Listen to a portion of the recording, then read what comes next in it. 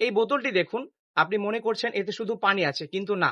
এতে পানির পাশাপাশি 240টি মাইক্রোপ্লাস্টিক রয়েছে, যা সরাসরি আপনার রক্তে মিশে যায়। 2023 সালের একটি গবেষণায় দেখা গিয়েছে, একজন ব্যক্তি যদি প্রতিদিন প্লাস্টিকের বোতলে পানি পান করে থাকে, তাহলে 7 দিন পর তার শরীরে যে পরিমাণ প্লাস্টিক জমা হয় তা হলো একটি আইডি কার্ড কিংবা ক্রেডিট কার্ডে ব্যবহৃত প্লাস্টিকের সমান। একবার ভাবুন বিষয়টি কত ভয়াবহ।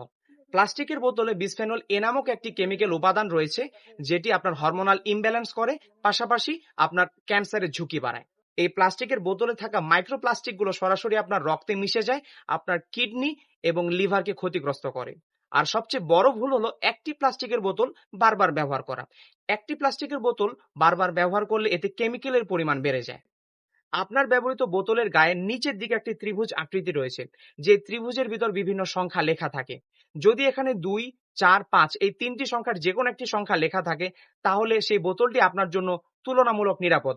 যদি এখানে 1 লেখা থাকে, তাহলে এই বোতলটি আপনি একবারের বেশি ব্যবহার করতে পারবেন না। এবং এখানে যদি 3, 6, 7 এই সংখ্যাগুলোর যে কোনো একটি সংখ্যা লেখা থাকে, তাহলে বোতলটি আপনার জন্য অনিরাপদ।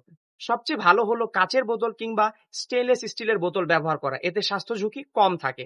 আপনার বোতলের গায়ে কোন সংখ্যাটি লিখে আছে কমেন্টে জানান এবং ভিডিওটি শেয়ার করে দিন। Thanks for watching the video. আসসালামু আলাইকুম।